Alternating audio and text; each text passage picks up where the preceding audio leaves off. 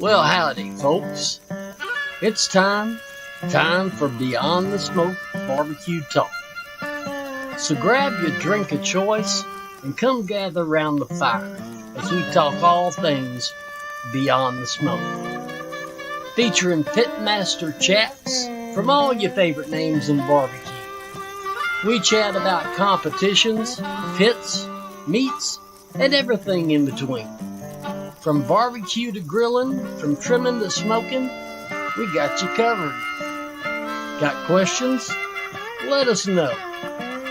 We're always happy to hear from you. Thanks for coming, friend. We're glad you're here.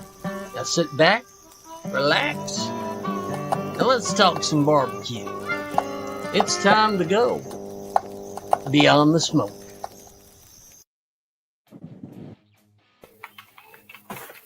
What's up, boys? What's up? What's up? What's happening, fellas? We're back, dude. Yes, sir. Another week. So, first of all, I want to throw out there for AJ, if he's listening, hey man, we're all thinking about y'all and Absolutely, brother. Hope it all works out for you, man. Prayers go to out our your family, brother. Yes, sir. You always got a spot on the show, man. You know that. So, whenever you're ready, just hit us up.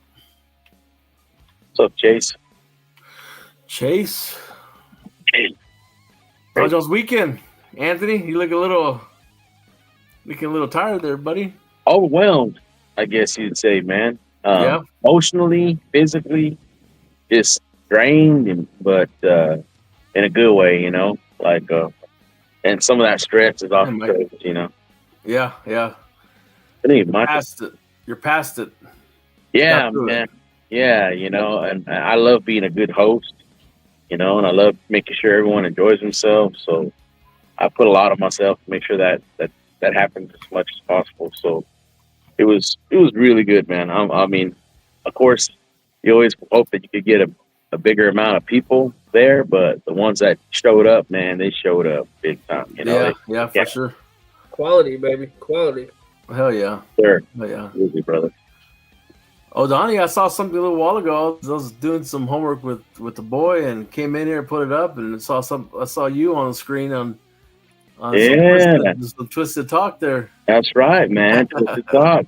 Donnie's got a new it's a new segment, I would say. It's not a podcast. He's going in a different direction with it, you know. Right. I like it, man. And it's like there's really no time restraint, but it's just really focusing on, you know, the competition cooker itself and find out more about them and it kind of dwells a little deep in there, man. And I like it, man. I think it's going to do good, brother.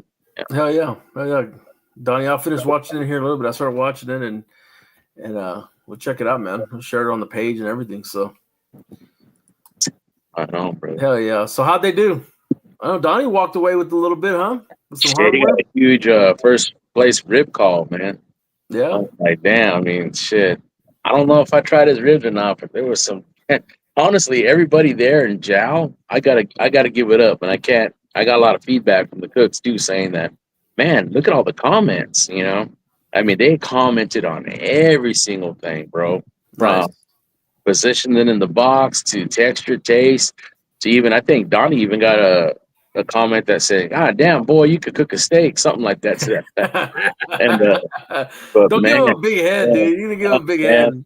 But there was, and then the champ, the steak champ, got dethroned, man. Oh, freaking Chase, man. I mean, damn, he took it like a champ, though, man. But Colin got the best of him on this one, man. Hell yeah, dude. Hell He yeah. had a bomb ass steak. So Give some shout outs to RGC GC and who. that's right, man. Definitely. Of course, as you know, Mr. Aaron Leslie, Texas Old Dust, man. He did a hell of a job, man. Everybody, I think it was pretty much everyone's on the same page. They loved his food, man. Everything he turned in was gold. And then you had Paul Whitaker and Bell, man. Old Scooter and Clark, man, with the RGC, they came in solid. It was pretty close race, bro. And then they had that perfect 200 on that pork, man. I mean, shit, Bell knows her shit on pork, bro. Yeah, for sure. Yeah, I mean, they were just awesome at it, man. Then of course I had good competition cooks out there, solid, man. I mean, hell, you think about it, it was kind of stacked for the field that I had. I mean, I had like Right. 5 cooks from the Jack that were there, basically 4 or 5. Man, I mean, shit, it had Dakota with a badass freaking first place chicken call. Nice. And then Bean, Scooter, and Clark won that one too. We had old Tommy from Bentonville Barbecue there. It was the second year that he came out.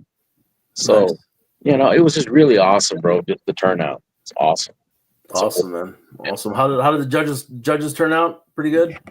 Man, it was kind of hairy there, touch and go. I'm not gonna lie, man. I was scrambling for some judges. The ones I didn't really have to scramble for was the kids' queue. Mm-hmm. Which, by the way, Chase and Melody's daughter Ellis, man, she did a hell of a job. I heard that pork chop was delicious, man. So she GC'd that.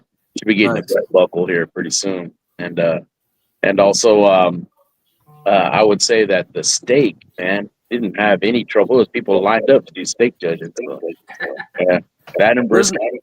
There's no steaks in Jow.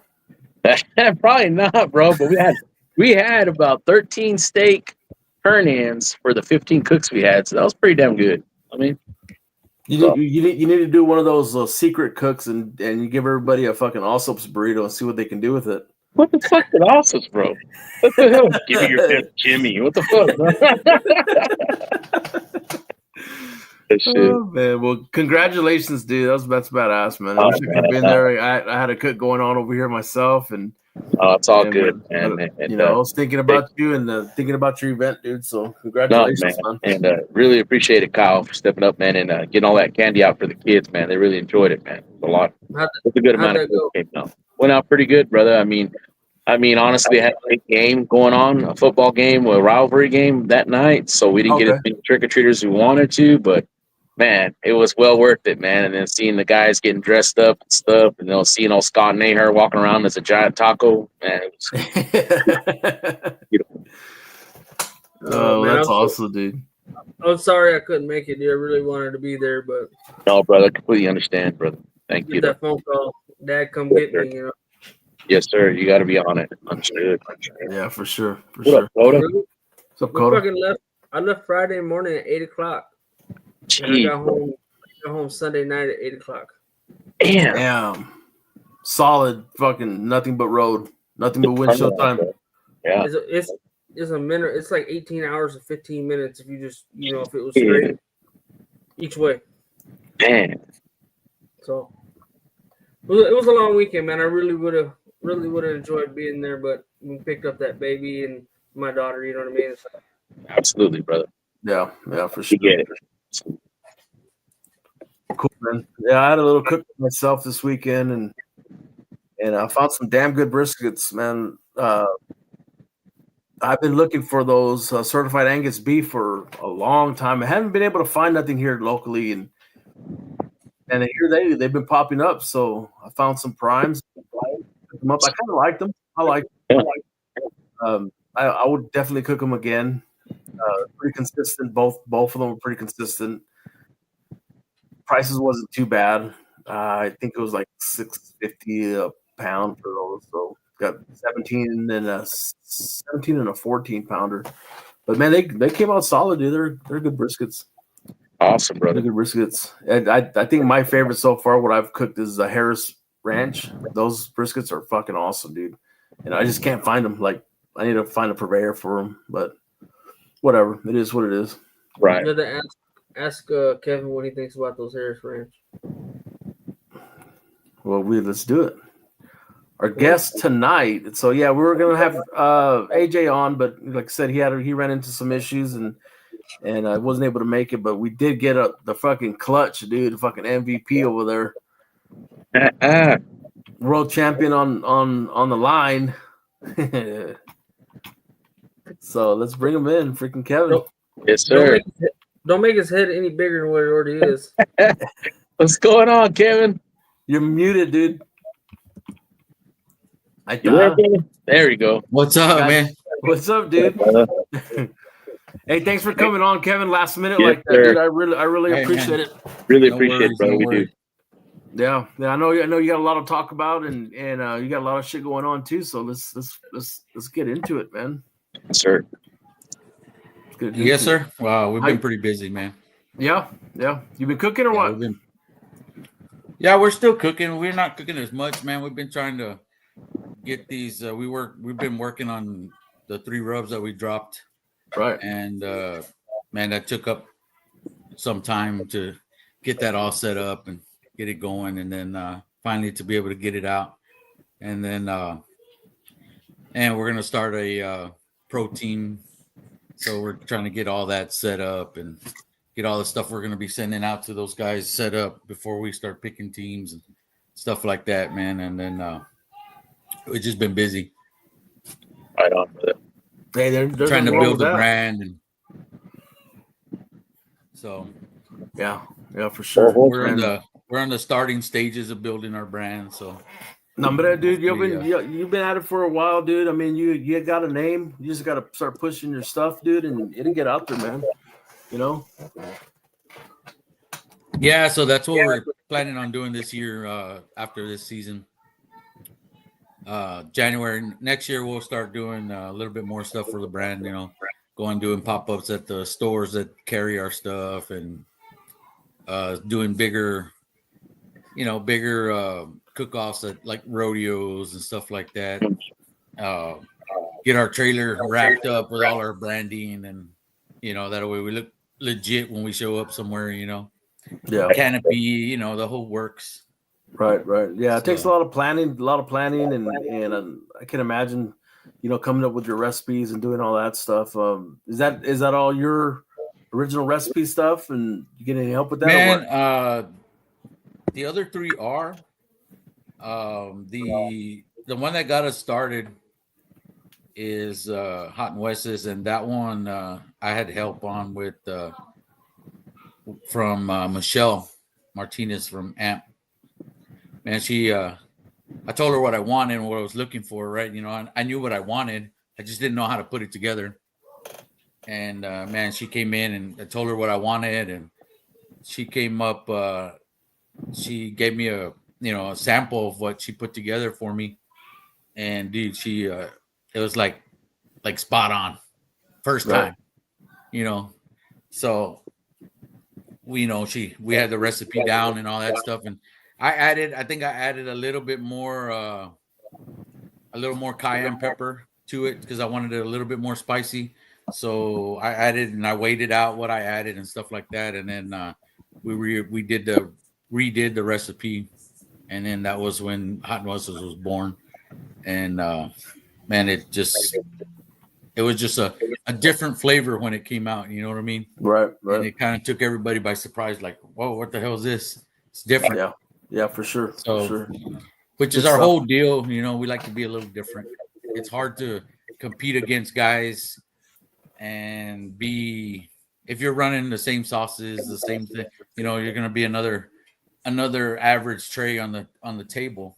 Right. So we like to stick out if we can, man. If we can find something that's different flavor, whether or not it works, we still want to be different than everybody else. Right, right. It's not always going to work, but man, that's what I shoot for most of the time. So I kind of noticed whenever you drop the other ones, they pretty much one right after another, right? I mean, you didn't waste any time as far as getting them out, no? Oh no, nah. As I had the flavor profiles what I wanted already.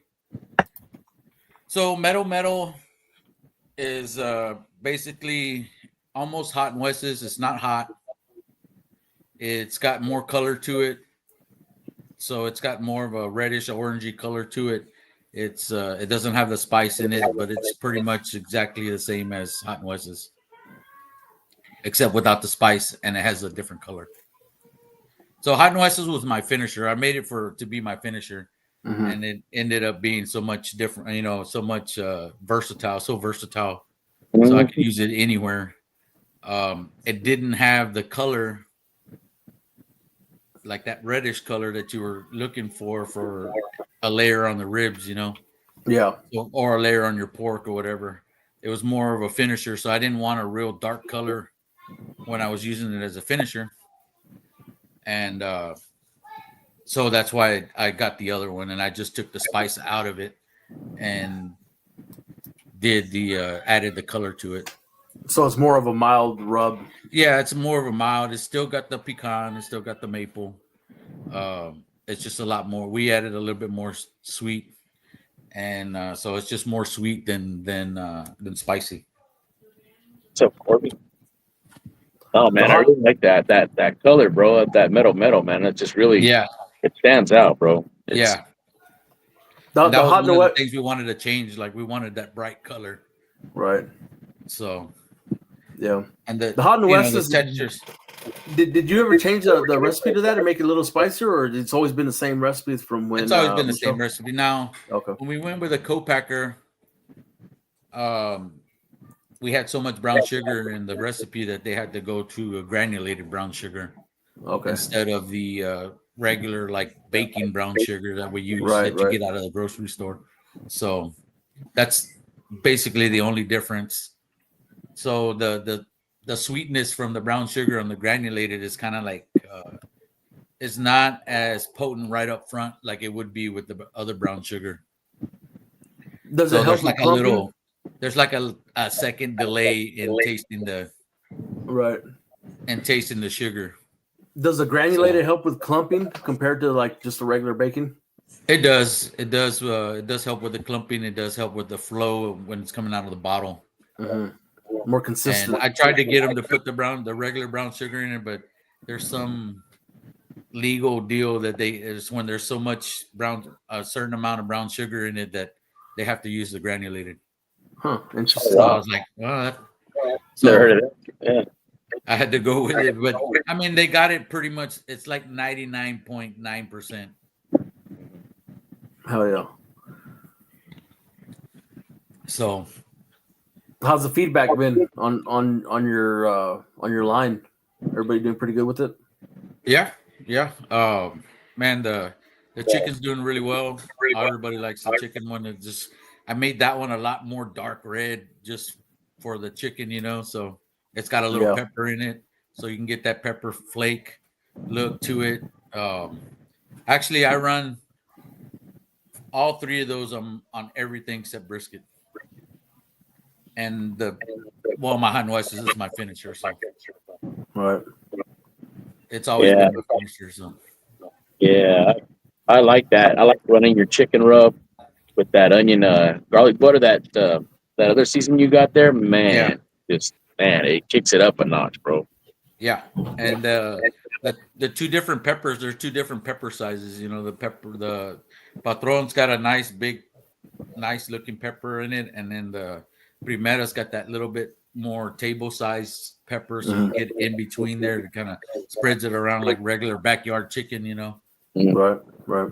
So, but yeah, so the onion garlic butter, man. I use onion garlic butter like mixture in my chicken recipe, in my injection, and that I wanted that flavor in the bottle,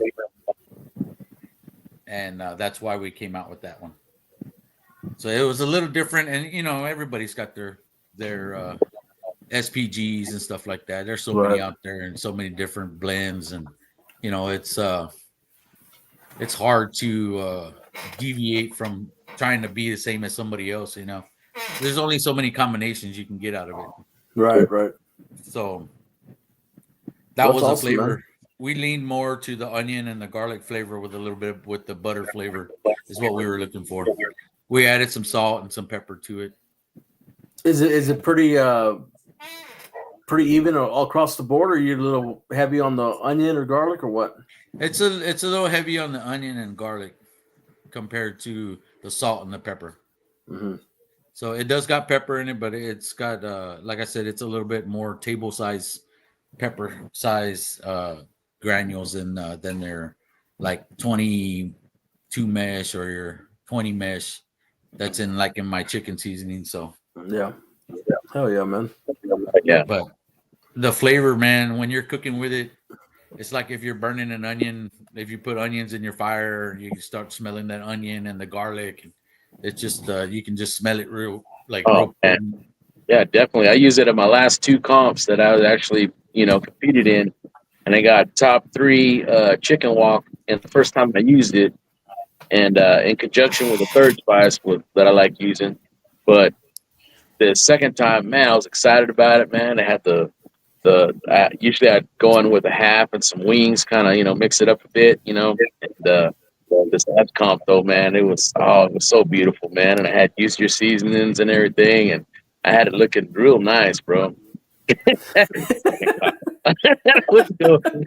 What happened? I'm sitting there, bro, and I'm like, shit. I'm like, damn. I was all like, that shit's sitting pretty, right? I'm like, I'm just got to sauce it, and I dust mine with your onion garlic butter. That I like that kick it gives. Yeah. So I had it all nice and pretty, bro. It's like, fuck yeah. And I was all thinking, shit, it's a CBA event. And I was thinking, I got 10 minutes before, 10 minutes after, baby. Feeling, man. I go there and I get my beautiful box, bro. I'm all like, shit. And I started thinking, I was like, shit, because my wife's the head judge, And I was all like, man, I go, maybe and I know when she's ticking boxes, she can't answer my phone calls or nothing, right? So I don't even bother with that. So I'm just like thinking, I was like, man, is it 10 minutes after? Am I thinking the wrong sanction? I was like, it's got to be 10 minutes after, 10 minutes before. Bro, I started getting nervous, bro, and I thought, like, shit, it's 11:59. Fuck. I was like, all right, let's go ahead. Do my little finishing touches on it, right? Start walking that box up there all confident and shit. I see people looking at me, bro, and I'm just like, yeah, like they hate me, because I'm turning in last, First place coming through. I go up there, the wife looks at me all disgusted and just like, I'm sorry, sir, but you're late. Points at the clock. Bro, I felt like bawling like a little bitch right there, man. I turned around, I was like, it's all right. Like, shook my head like that. I had swallowed this big lump in my throat. It's all right. I walked back to the camp. I chucked my fucking chicken in the trash, bro. The shit out of the trash can. I sat there like just pouting, bro. Like, damn, man. And I was like, shit, that was a beautiful box. And the taste was just spot on. I tasted my other little one that I had off to the side and my wings, and I was pissed throwing it around. I was just like, man, what waste, bro? Yeah. Put you behind schedule on your ribs after that, Shingo. Yeah, right. Everything just went downward after that, bro. Oh man, it's a good thing you're in first place coming through. First place coming through. Hey, yeah, right. I would have made it worse, bro. DQ coming through. Shingo. Yeah. That's the way it goes, man. Man, it gets like that, man. Yeah, she didn't. The wife didn't get no besitos later on that night, man. I'll tell you that much. That was just all her with her, bro. It is what it is. Yeah, anyway. But it was my pendejo ass with her wrong functioning body and shit. Yeah. Oh man. Yeah. Yeah. It happens. It happens. Yes, man, sir. I've seen guys turn in pork for ribs and have to go all the way back, and it's like 2 minutes, and they're like, it's the wrong box. Damn it. I saw that at the Briscoe one time, and I was like, oh man. Exactly. Puro pinche pollo. Damn. Got me. Yeah. So how have you been thinking, like, as far as marketing and trying to figure all that whole thing up? Man, the backyard's where I want to be. You know, the backyard guys is where the market I want to hit. You know, I love the comp guys. Man, they put our stuff. They put everybody's stuff on the map. You know, by using in comps and testing and doing all that stuff. You know, so man, it's just but the comp world's so much smaller than the backyard world. You know what I mean? It's just that's the back. You know, that's where I want to be. Those guys are. If they like it right out of the bottle, they're gonna buy it, you know, for however long they want to keep on using it, you know. So that's the market that's gonna keep you in business. You know, that's the market that's gonna keep your sales going year round, you know. Mm-hmm. So comps, I mean, they come and go. Some guys use it, some guys don't, you know. It's just there's always something else coming out in the comp world, you know. People change. It's just they'll use your stuff for a while, and if it stops hitting, you know, stuff like that. Then they'll change it up, and they may use one or two products or whatever, you know. But it's always going to be like a backyard guy. If he likes your stuff, he's going to buy it forever, you know. So plus the backyard guys are always trying to find something that nobody else is trying, right, and brag about it and shit. So you can get them bragging about your shit, dude. Yeah, man, you'll kill it like flea markets or farmers markets, doing all that stuff, you know. And then like we don't have MSG in our stuff just for that reason, you know. If you want, like, if the comp guys want to use MSG, they have to add it to ours. You know, we don't add MSG in it, but only because we want to target the backyard market. And half of those guys, some of them don't even know what MSG is, but then some of them do, you know. So yeah. How are you tackling that strategy as far as hitting the backyard guys? Man, we're gonna be doing pop-ups at like all the retail stores that carry our stuff. We're gonna be doing a few farmers markets, trying to get out there. We'll be sending stuff out to like people that do our social media that have a real big following, you know, and let them do influencers rating on our stuff. Yeah, you know, that way we can kind of hit that backyard market that way. Now we did get an offer. We do have a Ace Hardware store that we're going to be in. Nice. Here pretty soon. Hell yeah. Up in Waco. And we'll be doing that. Like, we'll go set up over there and do that kind of stuff. And then Joey is going to be putting on a kind of like an expo for all these guys, you know, for like Cosmos and Malcolm Reed and all those guys are going to be there, right? So we'll be there also with our booth, and we'll be set up and stuff like that. So we're trying to get all our stuff branded so we can have it all set up at that expo, and we'll be cooking and handing out samples and doing stuff like that, you know. So that's kind of what I want to target and kind of do this coming year, is kind of focus more. We'll be doing some comps too, but man, I want to focus a little bit more on the brand and trying to get to that backyard market, you know. Our Spanish theme, man, our Spanish theme on our seasonings, man, I'm hoping that will help us get into like some of the Mexican markets, like the Michoacans and the haciendas and stuff like that, you know. Right. Super Mercado. Guys are gonna like the maple pecan one, but I know like just put I don't think just put a jalapeno on the just put a jalapeno on the tripitas or something, bro. Yeah, I don't think they'll be throwing that on asada or birria tacos, but hey, unless they try it, right? Unless they try it. But you never know. Yeah, they might use it on their beer or whatever, bro. Yeah. Yeah. You might take a little strategy like so whenever I first started, you know, following Alonso and the Gulf Coast, you know, he sent out the little sample packs for free. Yeah. I mean, yeah, you paid for shipping, right? But dude, that's how I learned about him. You know what I mean? And then you were able to try his whole line for like $10. You know what I mean? And then you just take it from there. You know, you pick one that you every want, order we're going to be doing like samples of our other ones. Okay. You know?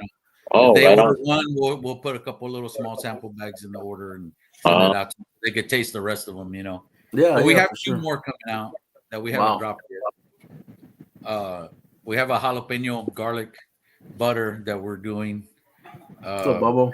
It's more on the savory. It's gotten it doesn't have sugar in it. A little bit of heat. It's got a little bit of heat, but the jalapeno is more pronounced than the actual heat. So you get the jalapeno flavor more than you actually get the heat. Nice. Which is what I was kind of going for. I didn't want a whole lot of spice, but I wanted the jalapeno flavor. Right. And trying to put it in a bottle, man, it's hard to get the actual jalapeno flavor. You know, you can't mimic the jalapeno flavor, the actual jalapeno flavor. You know, right. All the stuff that everybody has is you can tell it's kind of commercial or like it's imitated. You know what I mean? Right. It's not exactly true. Flavor. It just comes close to it, you know. So, what do you think? I tried a whole bunch of versions of it, and they're all kind of the same. Yeah, I was gonna ask you, what do you think of the Fiesta brand, the jalapeno salt? Try that. I did, and it's kind of the same flavor jalapeno. You know, it's they're all kind of the same because, like I said, it's hard to mimic that actual jalapeno flavor. So it's almost like you got to dehydrate it and then fucking grind it down. Yeah, just to get that actual real jalapeno flavor, you know, It's hard to get to that exact flavor. Right. So, and I tried a whole bunch of different versions of it, and the one we landed on was probably the most common. You know what I mean? Like everybody knows that flavor. So yeah, that's why we kind of stuck with that one. All right. And but yeah, it's got a little dark, like you can see the greenish in it, you know, with the jalapeno in there and stuff like that, and it's got a little tint to it, but it's not white like the other one. It's got a little like a little hinge of greenish in there, so it's really, really good. We've been running it on our stuff lately to add a little spice to it, and once you cook with it, you can barely taste the spice, but you can taste the jalapeno in it. Nice. You know, which is what I was kind of going for. Put that shit on some popcorn, no? Popcorn. I put it on popcorn, chicken fajitas, beef fajitas. Hey. Oh yeah, 6-gun. Out the West is fire. Don't sleep on that metal either. Hell no. Damn. So you got some injections coming pretty soon too, or what? Well, our metal was in the works to be an injection, but we ended up doing it this way, which we use it in our injection kind of just right out of the bottle. So, because we were they couldn't give me we're still kind of working on it, but we're trying to get a real like a pork flavoring in there to add to the metal, to that kind of flavor of the metal and put that porkiness inside of, you know, mixed in with it. But so that's what I'm waiting on. We're working on it right now. I have my co-packer. They're trying to get the flavor profile for the pork down before I get a sample. So, but yeah, it's in the works. We have the jalapeno coming out. We have a charcoal coming out, like a charcoal flavor. We've got the black in it, and then we have we have a triple threat like phosphate coming out also. It's 3 different kinds of phosphates. Damn it, boy! In one. That's cool. That's unexpected. Yeah.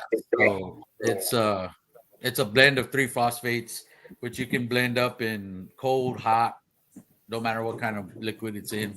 It'll dissolve. So that one was a tough one, man, to try and get it to where it doesn't, you know, rock up or anything like that. Right. How do you test that to see what way you want to go as far as phosphates? Man, that was so we did a little research, and I was been back and forth with my co-packer on phosphate. Okay. You know, which like sodium phosphates and tripoly, and I think there's one more, which is in ours. You know, so the tripoly is probably your better phosphate is it holds on to a little bit more moisture and stuff like that. And your sodium phosphate is kind of your plain Jane, like everybody uses. Mm-hmm. So the tri-poly is what I wanted, but my co-packer he's like, no, well, we don't just carry the tri-poly. It's like a blend. So I was like, well, let me have some. Let me see. I wanted to be able to, dissolve in cold water. I wanted to be able to dissolve in hot water, room temperature water. However, whatever the temperature of the liquid is, I wanted to be able to dissolve. I don't want it caking up at the bottom, Absolutely. Yeah. So they finally got it down, and man, I pour it in there and shake it up, and it's all gone. So I was like, hell yeah. So we started using it, and that's what we've been running this whole year is those phosphates, man. And dude, I tell you what, they hold some really good moisture, man. I had them in my ribs. I couldn't believe it when I sliced those ribs up. They were just like squirting out juice. I was tripping out. I had never seen that shit before. Yeah. So I was like, damn. I don't know if it was just a rib or what, but man, dude, everything's got glisten and juicy all over it. So I was like, hell yeah, working out. First place coming through. Yeah. Send some my way, shit. Yeah, so we've been doing a lot of behind the scenes and a lot of testing and research and shit like that on phosphates and everything that we're coming out with. So we've been putting in a little work in this year and last year. So it's not something you just slapping together and throwing out. Right. Nah, man, it's nothing that I just just mix up. Oh, you know what? I'm just gonna throw this in a bottle. Right. Exactly. We've been working on it since last year, and the other 3 we've been working on since last year, and we finally got those down. And man, that onion garlic butter was a tough one too, because my wife likes to use Lowry's garlic salt, the green top, and everybody's got that shit in their cabinets, majority everybody. And it took this blend a long time to beat that damn shit out of my damn cabinet, out of my wife's cabinet. That's a hell of an accomplishment, bro. I would blend it and would get a sample, and I was like, "Here, try it out." And she's like, "Nah, should go back to the green top." And I was like, "Son of a gun!" So we were running. I go and taste it and see what the hell we needed to do, make some adjustments, send it. Tell them the adjustments. They'll send me another sample. We'll cook with it for 3-4 times and try and check it out. See what cooked out, what didn't cook out. If it needed more salt, pepper, whatever. Onion and garlic. If we're cooking all that stuff out. And it took me probably about 6 or 7 times to get the blend right before she tossed that damn Lowry's out of the damn cabinet. That persistence and dedication paid off, bro. And it's not really tossed out. It's just way in the back of the cabinet. So I'm like, but she's like, okay, we're good now. So now that's all she uses.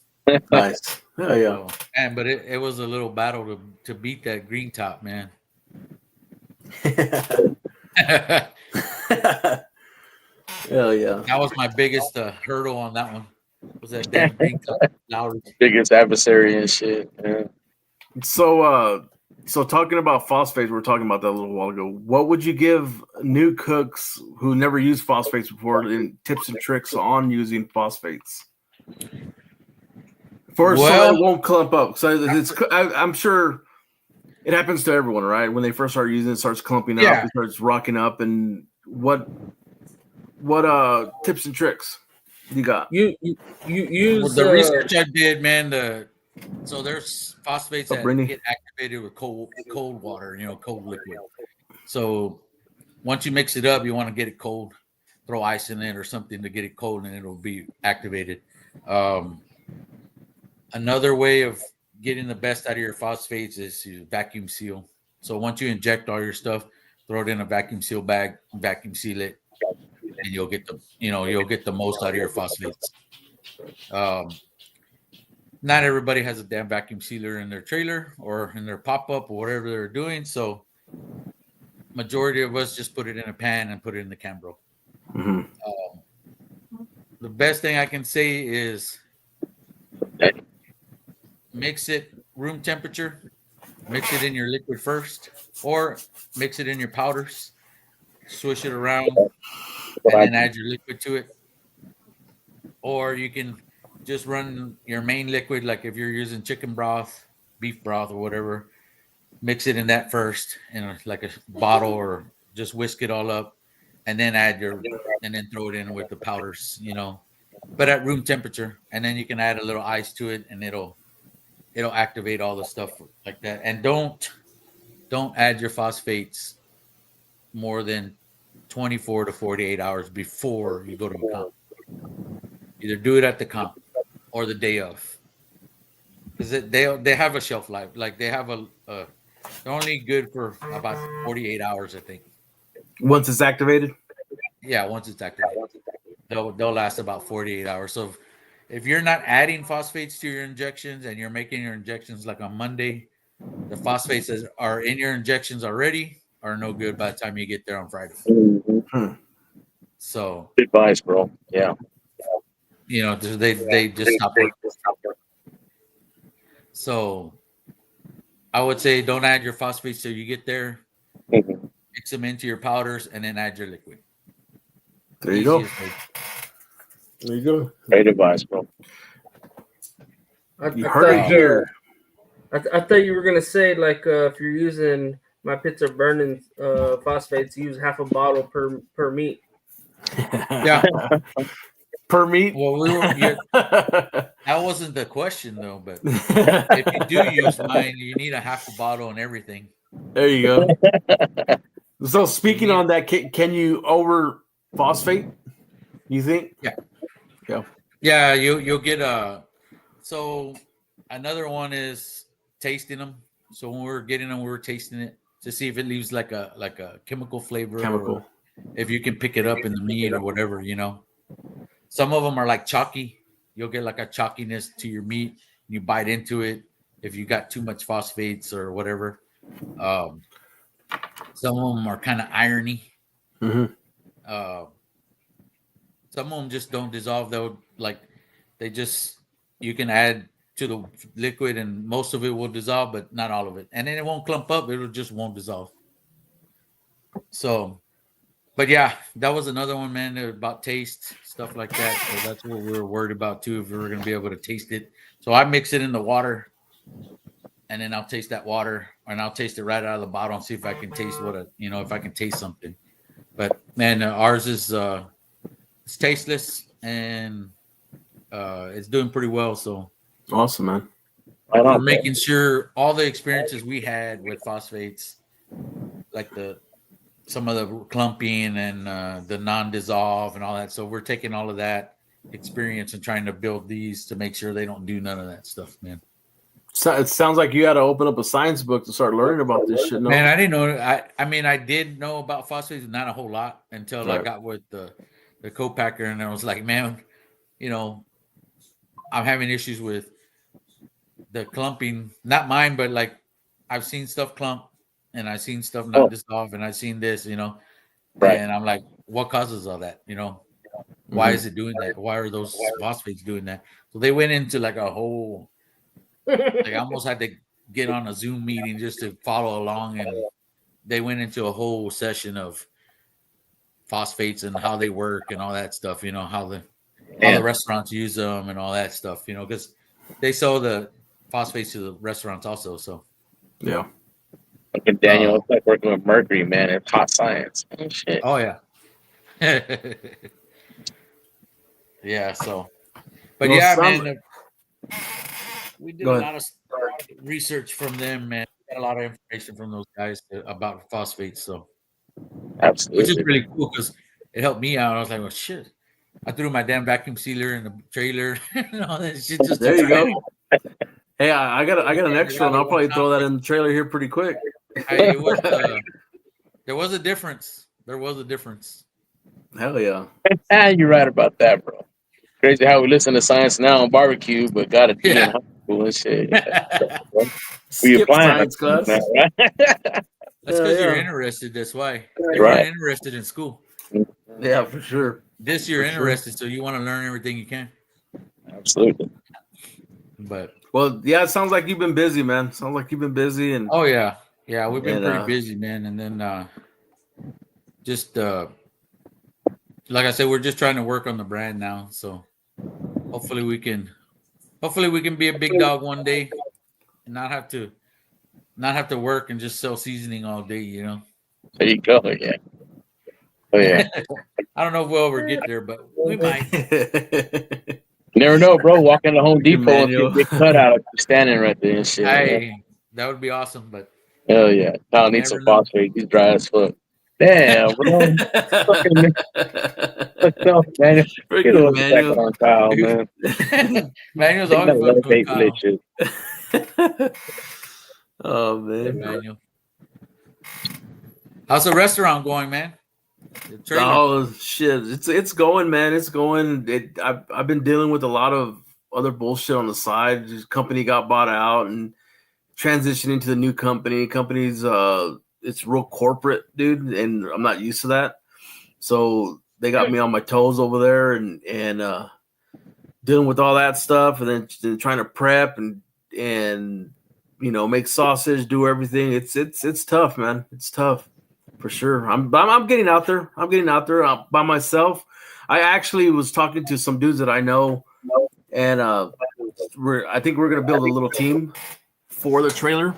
That way we can actually do more. You know what I mean? Because Kyle that was there that first day that I did everything, man. It fucking wore me out, dude. I was fucking dead tired. I mean, I'm talking first day, you know, start prepping on a Friday. You're looking at 16, 17 hours for that day, right? And then you got to go wake up in the morning, fucking cook everything, throw everything in the trailer, serve. You got to do all that. You're looking at another, you know, 14, 15-hour day. And then the last day, you got all clean up, right? And so it's just like 3 days of nothing but fucking solid-ass work, man. And solid labor, like Bobby says. Solid labor, dude. And the thing is like I told Kyle and I've told the guys before, it's weird, you know, when you're dead ass tired, man, and like fucking back's hurting, everything hurts, and you wonder yourself, why the fuck am I doing this, right? But when people who you don't know, you never spoke to in your life, come up to the trailer and say, hey man, that sausage, that brisket is fucking the best brisket I've ever had. You know what I mean? That's what makes it worth it. You know what I'm saying? Yeah. And I haven't had not one bad experience when it comes to the barbecue, whether it's the turkey, ribs, brisket. I mean, that's not shit that I would eat, right? I mean, you know, you eat your own barbecue, right? You know what I'm saying? And right. and it's nothing that I would turn it into a comp for sure, as far as the ribs, but man, the kind of reviews I got on those ribs that I'm still getting on the ribs is like, dude, everybody fucking loves them, man. And it's just a plain ass, dry ass rib with, you know, salt, pepper, and fucking seasoned salt, right? But I'm using my glaze on it. Exactly. I'm using my own glaze on it. And, you know, I season it the way I season. I'm not just throwing shit on there. Yeah, everything's has a purpose. You know what I'm saying? When I go out and find my meats, I'm not just going on there throwing racks of ribs. No, I'm actually looking through the ribs like as if it was a comp, because with the general public, it's the same thing as judges. You know what I mean? You only get one impression when it comes to the customers, especially if they're fucking paying for it, right? So I want to make sure that everything is legit, that it's coming out of the trailer. And so far, dude, I haven't had any complaints, man. I'm kind of at my limit right now as far as not how much I can produce, but how much I can handle personally. Like, dude, that's a lot of fucking food, right? And a lot of prep. Cooking all this stuff on. So my Lone Star and I got the offsets, and fucking Kyle hooked me up with the Yoder, the Yoder smoker for the sausage, so it knocks it out pretty quick. And believe it or not, man, that Rectex 700, dude, that thing's a fucking monster, man. That thing could fucking cook. That thing can cook, dude. I reserve that for the turkey breasts. And man, those fucking turkey breasts, dude, they're fucking good. No injection, no nuts, salt and pepper, dude. That's all I'm putting on it. Salt and pepper. Cook it to 155. Throw it in the warmer. Shit, by the time to serve, dude. I shit you not. One of my buddies came by, and he was talking about the turkey. He's like, man, I don't really like turkey, but I'll try it, right? He was watching me cut from the window, dude. I cut it, and the fucking thing just squirted out. Like,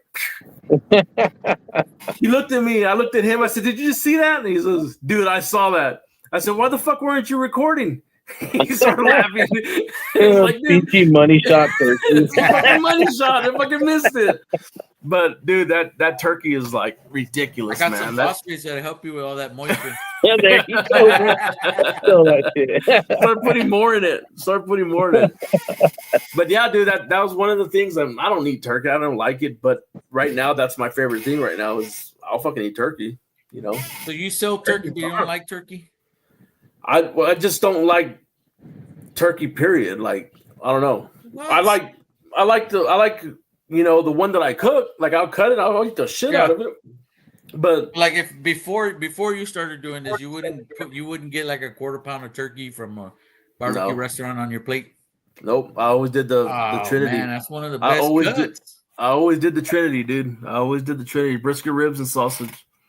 So that's what I've always done. But now it's different. You know, I think now. Dude, that's what you're going to be judged on. You know what I mean? Yeah. If you can cook fucking turkey. Yep. The turkey is it's one of the biggest. That's what I go. You know, that's what I judge the restaurant on too. Is the turkey. Right. Brisket. Right. I mean, most of you go to all the restaurants and the brisket's pretty similar. You know, it's really it really doesn't deviate too much on the brisket. So I judge the restaurants by everything else besides the brisket. You know, the sides are really, really good. What else are they serving? The turkey, the ribs, the sausage. And, yeah. You know, dude, so that sausage has been killer, man. Taking Aaron's class and him helping me with getting that final touch on that sausage, man, it's really throwing it out there. And that's one thing that everybody comes to me is the fucking sausage, dude. And it's like, I don't know. I can't even know how to explain it. That's what I've been cooking forever, right? It's my own recipe. So I'm like, I was always kind of weary about, you know, the flavor of it and kind of how it was. But, you know, Aaron tried it that one time. He's like, man, that's a damn good sausage. So I'm like, well, I must be doing something right. You know what I mean? And then Kyle tried it, and Kyle's like, man, that fucking sausage is good. And ever since then, dude, first thing to sell out, jalapeno cheddar, and then the originals go. First thing that sells out is turkey. I need to start making more turkey. It's the first thing that goes. But then, you know, the sausage is killing it. People coming back to cheddar said, damn, dude, I need some more of that sausage. Since, you know, I'll buy some more. You know, give me another 2-3 links or whatever. Here you go. Fucking load them up, dude. Load them up. Yeah. That reminds me, did you order that case of turkey breast yet? I need to. I need some turkeys for Thanksgiving, bro. Just chip them down here. Already cooked because I don't want to cook. Already cooked. Look, I'm gonna stick with my seasoning so you can put it on there and then you just back already cooked.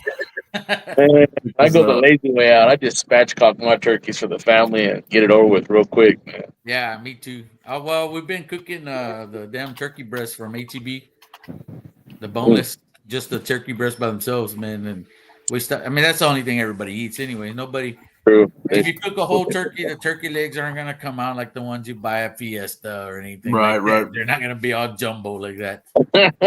You know, so I got a picture really no point of my turkey breast. Give me a second. So there's really no point in cooking a whole turkey. So that's the turkey. Hell yeah. Damn, bro. That picture. It looks good. Look at that Dolly Parton turkey, bro. I honestly think that's the one that fucking scored. Damn it. So, but yeah, they're fun to cook. They're easy to cook, and salt and pepper. That's all it needs. And you cook it to the right temperature. Let it rest. number, dude. You can't ask nothing better than that. Yeah, I'm wrapping them in butter. Them up, or you just? No, I'm wrapping them. I'm wrapping them. Yeah, I'm wrapping them. Just hit them with some parquet. That's it. That's all that's in there. That's all that's in there. And then what got me onto that turkey, dude, is freaking burnt bean turkey that they're doing over there. I tried it. I'm like, dude, I want to mimic that. Like, that's where I want to mimic, and I'm pretty close. I mean, I'm not to say I'm cooking turkey like Ernest and Dave over there, but I mean, it's damn good turkey. Dude, the burnt beans on another level, bro. They're just all around. Just not your. They have your basic cuts, turkey, sausage, stuff like that. But dude, everything else they're doing, like on Sunday brunch, it just takes it to that other level. Yeah. And I would like to start doing more stuff like that, man. But one person to do all that. Oh man, it takes a little while, bro. It's long. You got to get going first. Once you get going, you'll get there. Yeah, and then that's what's cool about these dudes that I met. They helped me out this weekend, and I've always known them. I've known one of them for a long time, and he's real passionate about cooking, passionate about food, and dude, he's like, yeah, man. He said, let me know whenever you're ready to go. We'll go out, and it's him and one of his buddies. And they're both the same way. They're both passionate about cooking. They're like, man, we'll go out there. And I told him, dude, I just need help. Like, get this shit off the ground. You know what I mean? Get it going. And he's like, yeah. He's like, fuck yeah, let's do it. So once the holidays pass, I'll probably start getting out there a little bit more. Get a little bit of trust in these guys and kind of have them run the trailer. While they're running the trailer, I can come back and, start cooking more for the next day. You know what I'm saying? Just keep that fucking train going. But got to get there first, man. It's all. So good. How often are you cooking? Like, are you cooking? So by myself, it was coming out to once every other week. That's like prep everything, cook everything. Get all the supplies, get everything, get the trailer cleaned up, trailer loaded up, make the sides, make sure I have the plates, and make sure everything's set. It was coming out to about once every 2 weeks that I was able to get out. So with a little bit of help, probably be able to get out once a week, get to that point, and then just keep going from there, man. Just keep going from there. Just see where it goes, dude. The thing is with West Texas and barbecue is there's not much over here for West Texas barbecue. So once I get consistent and I think it'll eventually take off. Supply and demand, bro. Supply and demand. For sure. Don't give them too much so they can want more. Yeah, for sure. Give them a tip. So the more often, the 2 weeks every 2 weeks that you're coming out is probably the best schedule that you got, because you're not out there every week, and they can't expect you to be out there every week. You know what I mean? Right. So that's gonna make them want you even more. Like, oh man, I saw him out here. I wonder if he's on, and then you're not, and they're like, shit. And then when they do see you, you're like, already he's there. Let's go get it. All right. Yeah, for sure. They don't know when you're coming back, so they're gonna take extra. They're gonna buy extra because they don't know if you're gonna be there next week or not. Right. So. Yeah, no, it's a good feeling, man. It's a good feeling to be able to put it out there and get that kind of response. And dude, in 3 hours, you're like, everything's gone. The fucking trailer's empty, dude. Like, all my sauces are gone. Like, sausage is gone. Like, everything fucking empty, dude. And it's like a tornado went in the trailer, right? Just shit everywhere. I'm like, fuck, man, I gotta clean all this up. But like I said, dude, it's worth it. Like, the last time I was at the tailgate here in Midland, man, I was beat to shit, man. And just tired, right? Just tired. Got the trailer cleaned up. I was fixing to drop the trailer on the truck and ready to get out of there. And the dude comes up from behind the trailer. Say, hey, man, that sausage? Dude, that's some of the best sausages I ever had. He told me. I'm like, fucking A, dude. Like, can't complain. You want to give him a hug? Hey, man, thank you. Shit, might as well hold me up, dude. It was fucking beat. But yeah, that's kind of where the trailer is at right now, man. It's going, it's getting there. We'll get there. Dude. Oh, yeah. Take a little bit of time. Keep grinding, bro. Keep grinding. You'll get there. Yeah, for sure. And with the new job and stuff, happen overnight, but man, you got to put in the work. Oh yeah, dude, definitely.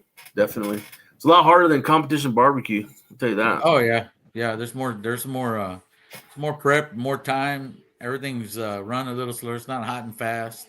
Right. You know. Yeah. Well, one thing the competition barbecue did teach me though is timing. Like I can time everything. I know exactly when everything's going to come off. Perfect timing. You know what I mean? Yeah. And I think that's really helped me out. What's that? So timing is key in competition. Oh, man. Yeah. Yeah, I know. That's not what I meant. That's not what I mean. You're going to get hit with the chancla if you keep talking, Anthony. You're going to throw a fucking chancla at you, dude. But like, yeah, man. Like your brisket time, you know, if you got it timed right, you'll know when it's done, and, you know, just by looking at the clock, and you know, so, and it's just it's all timing, man. The more you cook, the better you get at your time, and you already know it's in all the routine. You know how your drums or whatever you're cooking on work. Mm-hmm. You know your equipment better.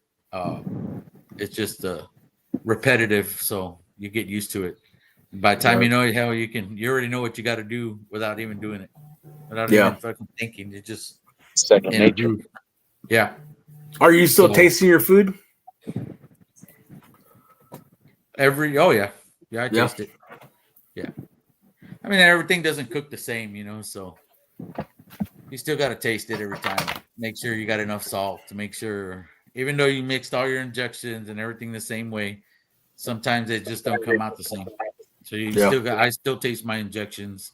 I could put the same amount of powders in there 3 out of 4 times, and that one time there'll always be one time where it just doesn't taste right that day.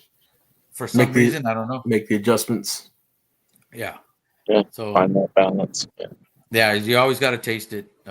Same thing with your food. You don't know if that brisket. Not all briskets. They don't all cook the same. Your ribs don't all cook the same. Some are more marble than others. You know, some are a lot thicker than others. Same thing with the damn briskets, chickens. Yeah. You know, so I taste everything. Make sure it tastes right. You know, make sure we got enough salt. Make sure we got enough sweet stuff like that. So if you're not tasting it, man, it's pretty confident. But like I said, it's nothing ever cooks the same. Right. You still cooking those 1855s primes or what? I do if I can get them, yeah. And most of the time, if I'm in the area, I'll grab them. But man, we've been cooking a lot of snakes lately. Okay. So we haven't cooked an 1855. I haven't found a really good 1855 to beat a snake yet. So, and we haven't done a lot of contests to where we wanted just a prime to go over there. You know, we need a prime. Most of the contests we've been doing are there's a lot of heavy hitters, so I have to show up with something. Damn Wagyu, man. Yeah. So why show up to a gunfight with a knife, right? Some of those. Yeah. Yeah. So, and plus we've been getting like our timings all down for the snakes. So, and I don't want to go into a prime yet, back to a prime and then change up all my whole time, you know. So right now we got a little rhythm going with our brisket, and we already know it's 5 hours, and boom, we're good. So 5 hours on the Jambo? You're still using Jambo? Nah, I'm on cans. Okay. Yeah, I went back to cans. When was it? Labor Day weekend. We went back to cans. Yeah, because we built so we put a wall up in our trailer on the back so we can cook off the ramp door. Okay. Instead of going in and out, unloading the Jambo and all this crap, man, it just got. I just got tired of it. Now we just roll the damn Quattro Ds out there on the ramp, on the deck, and light them up. We're good to go. We built a wall there, so we go in and out of the door. I'm not going up and down the steps of the trailer. So man, I'm not that tired at the end of the day. Right. So it's been pretty good since we put that wall in there. So now we just need like an awning for the back to come out. If we can find an awning, it would be great. Awesome. So we did that change. I still have the Jambo. I put it in the garage, but we're running on cans now. It's just easier. You know, it's just easier. I don't have to unload and load my truck. Pick them up. All I do is slide them in the trailer, strap them down. You know, I don't have to. There's minimal work with setup. Right. It's either that way or buy a porch trailer. Right. Man, it cost me $650 to build the wall and cable kit and everything for the whole setup. Oh, And instead of a $30,000 porch trailer. trailer, you know? Yeah. I said, well, we'll try it out this way first. Yeah. Colin's got a porch trailer now. Bro, he looks all professional, man. He showed up there and my cook off. I didn't everything. Yeah. He sent me a picture of it wrapped. It's nice. Damn. You got it wrapped? He's like, yeah. Are you just a solid color? He's like, yeah. I was like, hell yeah! It looks brand new now. Oh yeah, it does. Yeah, it looks brand new now. Hell yeah! I figured put some kind of design or something on the wrap, you know, since you're wrapping it. Right. Put his logo or something, right? Right. But he didn't. And the trailer looks really nice, though. It looks. Oh yeah, it shines like a diamond in a goat's ass, bro. I'll tell you that much. Yeah. Going back to your brand, Kevin. Have you ever talked about how you came up with your name? Something simple. Man, it was we wanted something funny, kind of. So we were at first it was my pits were on fire, and we didn't really like the way it was jiving, and then it rolled. Yeah, it didn't roll right. So, man, we just came up with that, and we were like, my pits are burning. Everybody started laughing. I was like, well, that's it right there then. There you go. So we just stayed with that, and that everywhere we go, man. Like every time I register, I go up to register their team name, and I tell them, they just start laughing. So, it resonates. Yeah, it's awesome, bro. Yeah, but that's the kind of stuff that would resonate on your bottle as well, right? On your shaker. So you know, if you see that, if somebody who doesn't do competition, you know that they're gonna see that and they'll remember it. You know what I mean? Yeah. So yeah, hell yeah. And the Spanish name, so everybody's like kind of freaking out. So I had to put English on the bottom of it, so everybody kind of, you know. So that's smart though, bro. It's marketing, right? I mean, yeah, shit. Yeah. But you know, so we kind of wanted to stay. So like the names on the bottles are all from like movies, you know, like La Primera, you know, is from Primera American Rules. Me. Yeah, but my version of it was that's your first seasoning you're gonna put on your on your, you know, as your base layer. So that's the first seasoning. So and then our chicken one, man, we were gonna do El Patron, Pollo Patron, but then I was talking to my boys, Bobby and CB and Manuel and them. They're like, you know what? Let's take out Pollo out of there and just leave it El Patron. So we did, and I was like, that sounds a lot better. So every time I'm doing different changes, man, I ask them, hey, what do y'all think? What do you know, from y'all's point of view, what are you thinking? And they'll give me a bunch of feedback, and then we'll make the adjustments, and we'll go from there. But a lot of it is El Mero Mero, that's from Blood In, Blood Out. Right, right. El Mero Mero had a dream. We are that dream. So, it's just shit like that, man. It was just that's awesome. That'll stick with you, you know. Right, as long as you don't put like a "don't look at me" freaking beefing out there, right? Don't look at me, little puppet. Little puppet. The chon chon. Yeah. The chon chon rub. This one will put you in high heels again. Oh shit! We should have that little slogan on there on the next one. I think I'll put that one on the phosphates. There you go. There you go. Put you on high heels. Put you in high heels. So like Popeye. Yeah, but yeah. So those are mainly where the names came from for all our stuff and our team name. So hell yeah, man. Hell yeah. Yeah. You gonna be doing any rodeos coming up? Yeah, Metal? Yeah, we're doing San Antonio Rodeo and Houston. Okay. Oh yeah. Top dog. Yeah. So we'll be at Houston Rodeo and we'll be at the San Antonio Rodeo. Texas Those are Original? always, I don't know about Austin Rodeo, but we'll see. We'll see how the other ones go. I'll see how San Antonio goes first. Because if you win San Antonio, you're in Austin. So I just got something on Austin the other day. They're getting ready to start taking registration or something. for what? Oh yeah, it already opened. Did it? Yeah, it already opened.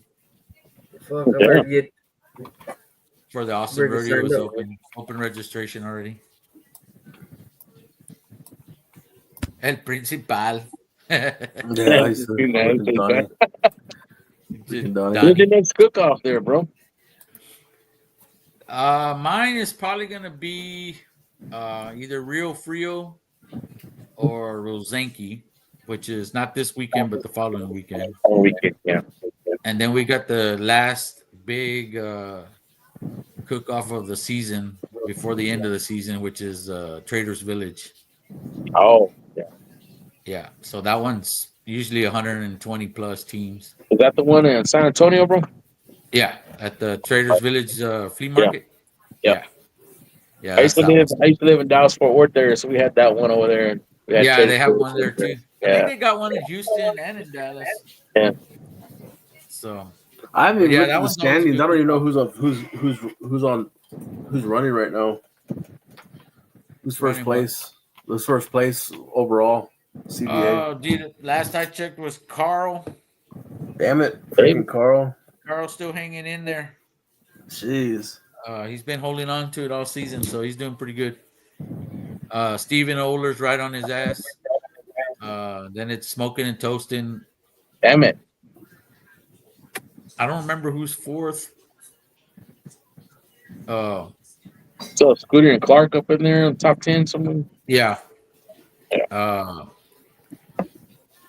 CB Barbosa's fifth. And I think it's Uncle Bill is right behind him or he's in front of him. He's either fourth or sixth. Damn it.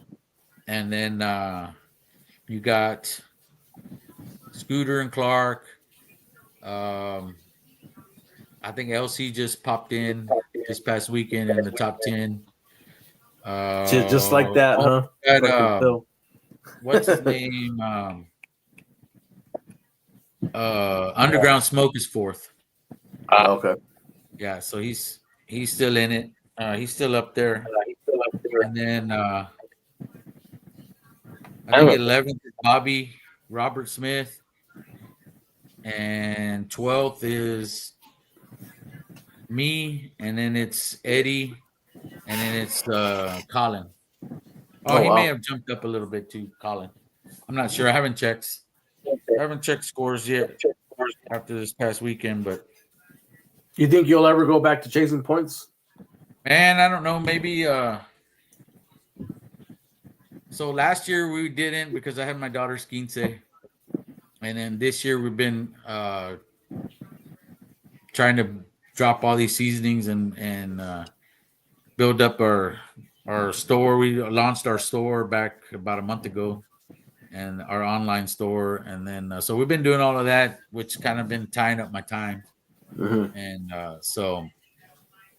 Man, I would love to go chase again. It's a son of a gun chasing. Yeah, it's one of those things where you have to do it. Yeah, it's one of those things. If you're gonna chase points, you have to do every weekend, huh? Man, you have to. Especially if you find yourself already in the chase without even being in the chase. Oh, Brothers Keepers fourth. And then it's CB and then Underground Smoke, I think. Or Uncle Bill, then Underground Smoke. I don't remember the order right now. I bet when you're doing them chasing points, though, I bet you keep an eye out for like them double headers and shit like that. You know, that's how people kind of get that. Man, it depends. It depends where you're at on points. So, like your first 10, those are all counting. They all add up.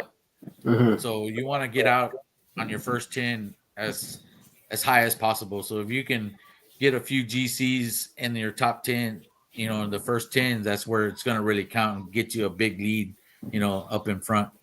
After that, you have to drop scores to score. So your lowest score gets dropped out of the 10 and you replace it with the next one. So let's just say you GC's 500 points plus the team count.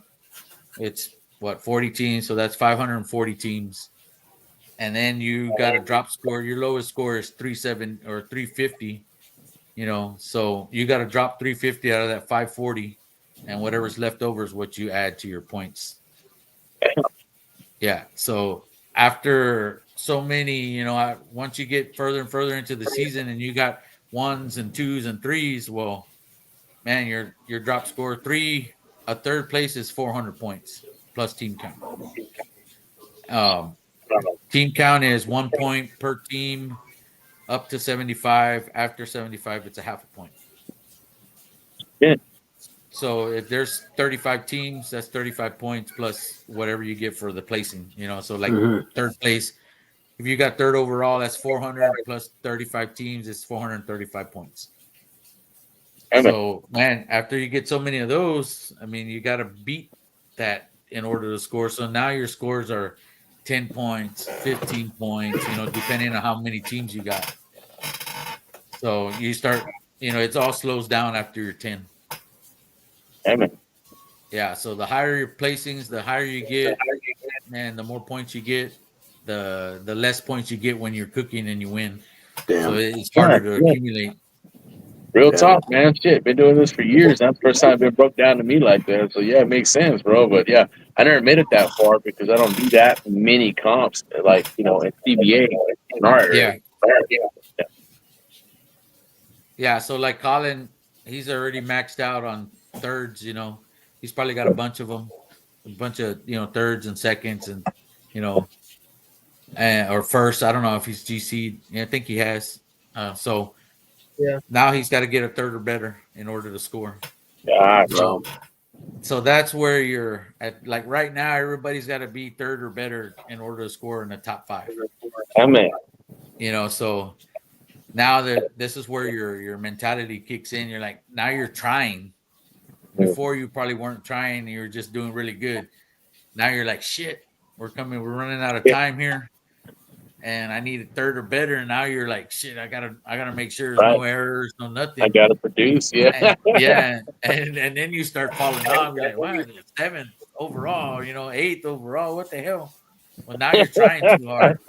It's fucking you up. So yeah. Did the nerves start kicking in? Did the nerves start kicking in like towards the later of the season? I mean, I would assume, right? Like as far as like, man, I wouldn't say you're harder on yourself. You're harder on yourself. You are harder on yourself. You got more focus, and it's on the back of your mind. Like, man, I gotta score. I have to score. No matter what, I have to score. And then when you don't score, you're like, you're not upset because you didn't. You're because of who won. You're upset because you didn't get no points. Right. You know what I mean? Man. So that's you got to try and be. Sometimes, man, I've gotten it. My emotions gotten the best of me sometimes, and sometimes when it shouldn't have. I shouldn't have let it get that far. But man, you're caught up in all that stuff, and they can just get the best of you right away, man. Especially if you're way up there, like second or third, or you're right there. You're like 5 points away from getting first, and then you come in, you get a 6 overall, and you're like, oh, come on, So now you gotta wait till next week.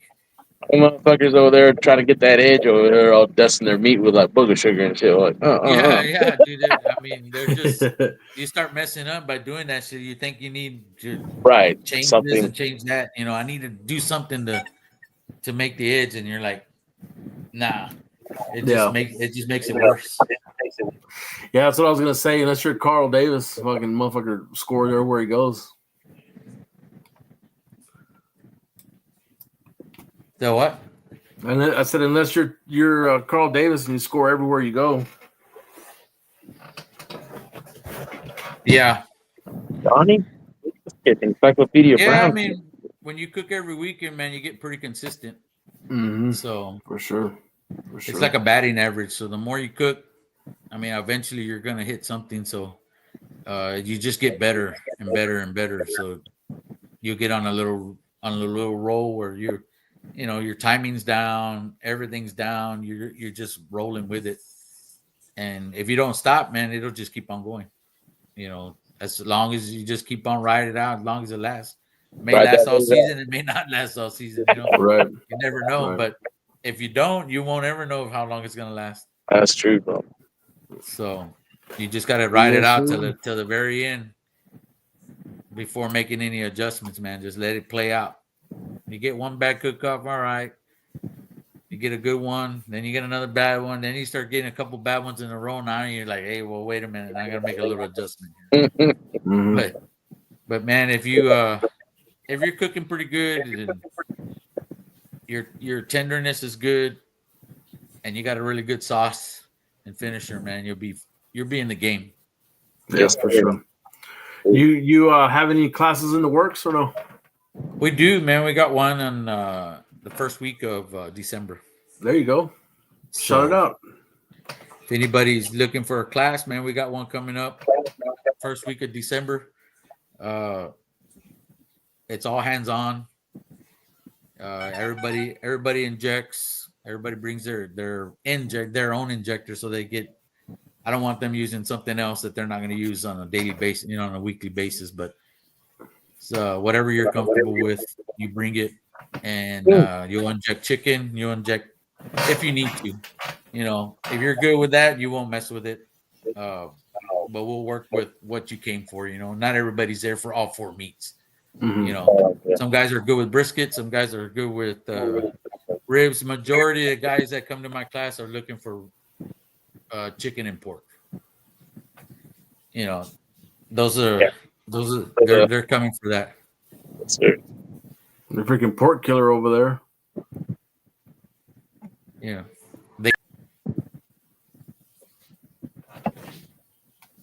Well, that's cool, man. Where's it? In San Antonio or what? But no, it's here in Floresville, man. I got a buddy that has a bar, and we get the back patio of the bar. It's got an open bar. It's got a bar out there. We get the full patio and stuff like that. So we'll be outside. Oh, nice. Oh, yeah. It's got it's all covered and stuff like that. So it's got TVs, and we get our own waitress or waiter, whatever. And everybody orders whatever they want. And then they'll just bring it out to us as the class is going on. So, man, top notch. But we cook on drums and we cook on the jambo. So we do both. So you'll get both times for offset and cans. Right on. Nice. So, for somebody who puts on classes, like you try and put them on regularly, right? You don't put them on all the time, but you do a couple times. No, we try and do 1 or 2 a year. You ever thought about like recording it and I did selling it? I did, and selling it like that, but man, I don't have the equipment to do it. I would have to bring somebody in to do it. But so I had to talk to Alonzo about doing it for me to come and record it because he has all the equipment, and then just pay him whatever he charges me to do it, right? But he was, and then he had something else go on, and he couldn't come that weekend, so we weren't able to do it. But yeah, so this next one we may do it and just record everything, and then put it on a flash drive or whatever. And if you want it, you just pay. We'll put it on the store, and if you want to pay so much for the flash drive, then you'll get that, and we'll send it to you, and you get everything on the flash drive. There you go. So, sound like Arnie Segovia over there, dude. Yeah, I mean it'll be a little cheaper. You won't be hands on, and they won't be right. Like you're not gonna feel tips and tricks. You're not gonna get the feeling of the meat when it's coming out. You're not gonna get none of that stuff that you really are looking for to pay for the class. You know what I mean? That's what I do. I don't get my money. Like the main part of the class. Yeah. Right. Because my fuel is gonna be different than your fuel, and if you're not feeling how the meat feels when I want to pull it out, then you're not gonna know. It's one of the main parts. So, and my palate's going to be different than your palate. If you're not tasting none of the stuff that I'm cooking, you're not going to kind of know, the route you want to go, right. or if you got it right or not. It's like a true benefit of an in-person class. Yeah. That's the main part. Yeah, you get recipes and stuff like that, but the technique is harder to actually see off a video. Yeah, you'll see it, but to actually be there and do it is different. You know what I mean? And like when we do our chicken halves, we use a 5-inch needle, and we only go one hole, and we do that same hole. We'll inject the whole chicken. Blunt tip, that's right. And so that takes a little bit of practice to do. You just can't do it right off the back. So it takes a little practice. So that's the kind of stuff you will get. You'll get the hands-on where you get to do that kind of stuff and actually see the injection, where it's going, how it actually looks, how much we're actually doing. I mean, you'll get that in the regular video stuff, but the feel and all that other stuff is not going to be there. Absolutely, bro. And to me, that's one of the main things. If I go take a class, I want to know how it feels and why he's pulling it out at that time. Right. That texture. I want to know that texture. So that's me. That's what I want to know. I want to know the texture and why he's pulling it out at that time. How it feels when he's ready to pull that meat out, or whoever's cooking it. Just that's what I want to know. The flavor, I want to be able to taste it. Man, if you can taste somebody's food, you get a whole lot of information just by that. The flavor profile. Is it, what does it taste like? So let's make a video 4D television and shit. Now it's gonna be on CD. CD. Yeah, we're gonna send it on CD. It'll be on our app. I don't know if people even sell DVD players anymore, dude. Yeah. What is it, like 4D, where you go to the movie theater and they blow wind and shit and they like squirt you and shit, like in the rain? Yeah, dude. I had one of those theaters and it like shook me back and forth and it cracked my fucking back. Those 4D classes, those 4D video classes are called shadows. Shadows. There you go. There you go. Shadow 4D. There you go. So, and the shadow, man, I like doing shadows just because you're real time, Lonzo, you're the guy's actually trying to win, right? So you're gonna get everything, all the little tricks of the trade. It's not gonna be on like class time where everybody's kind of in a calm deal. We're just cooking. It's gonna be real time. It's gonna be if something happens, this is what he's gonna do to overcome that, or whatever. You're gonna get all of that in a shadow class. If the drums run too hot, what do you do? If the drum, if the brisket went a little longer than expected, what do you do? You know what I mean? So does that typically run a little more expensive than your in-person class and stuff like that? It's the same. It's the same. The only thing they don't get the chicken half because I run. They're gonna get whatever we're running that day. Absolutely right. So you might get the chicken half, you might get chicken thighs. Dude, I had your chicken thighs over there at Bash last year, dude, and those things are fucking good. Those things are fucking badass. I'm like, damn, dude. Yeah. I was like, man, that's. But like you said, trying it and then trying to get that texture. You feel that texture is like, man. What was the first thing I told you? I said, man, those things are fucking soft, dude. Like, really soft. They're really good. So.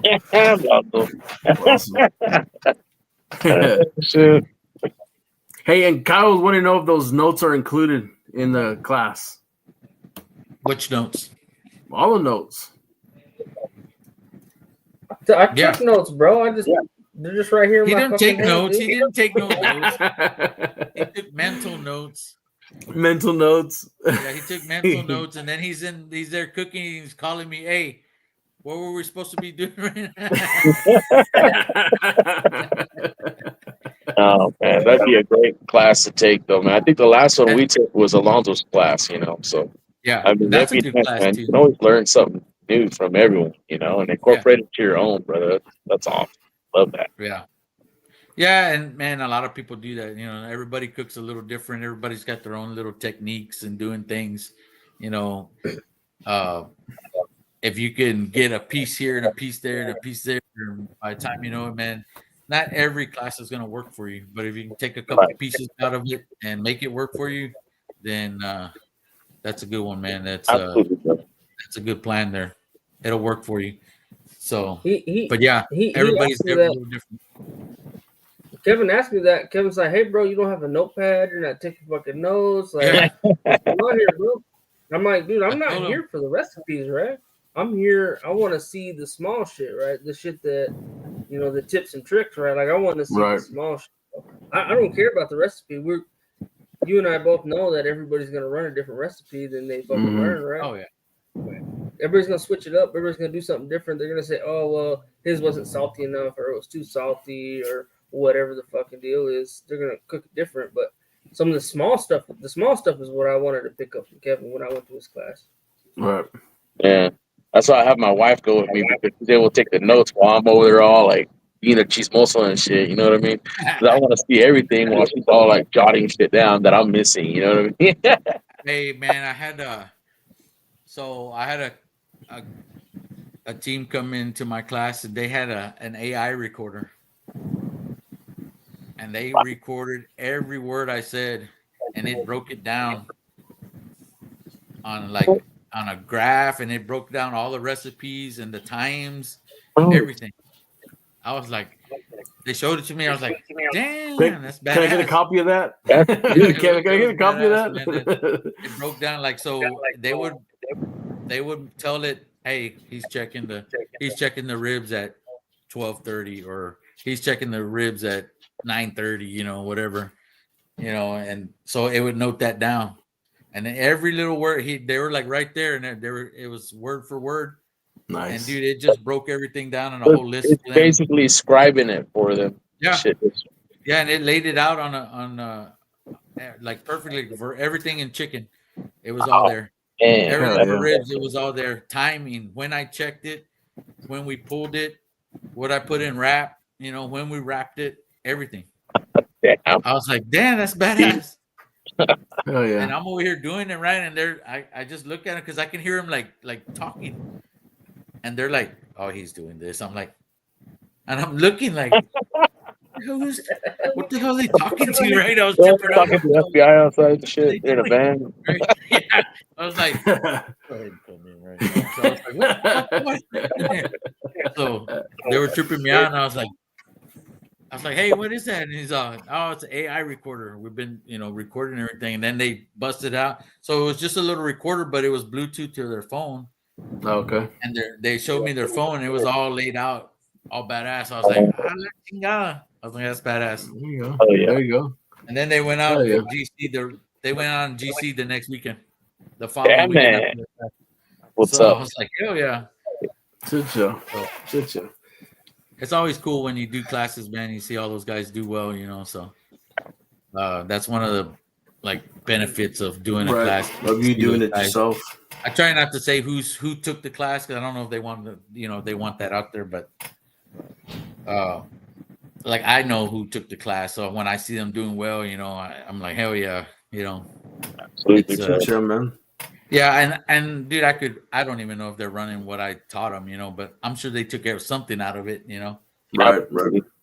And combined it with whatever else they did, they learned and stuff like that. So I know a few guys that had took my class and they've taken other classes, so they I'm sure they've combined their whole out of all the classes that they took, and combined here a little bit here and there, just like we were talking about earlier. Yep. And it was bio on them that had the AI. That's funny. Badass. Well, you've seen the show, Kevin. You know kind of what we do. I don't think we asked you the last time you were on with the other team, the other team members, but we do the dream team, right? The 4, and then your person who influenced you the most, and your runner up, right? So let's do yours, but it can't be Bobby, can't be Manuel. Box runner, and your box runner. There you go. It can't be Bobby or Manuel. Can't be Bobby or Manuel. Why not? Or Joey. What exactly? Because you know that. I mean, shit, you just knocked out half of my team. I guess this is a fantasy league team or what? There you go, your fantasy league team, dude. Well, I would have those guys on my fantasy league team. There you go.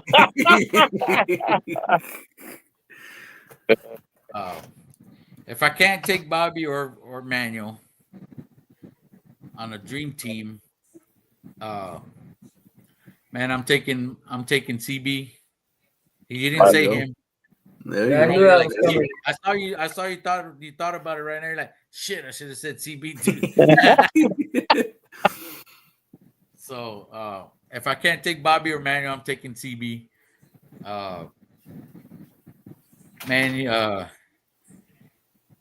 I'm taking, and I learned a lot from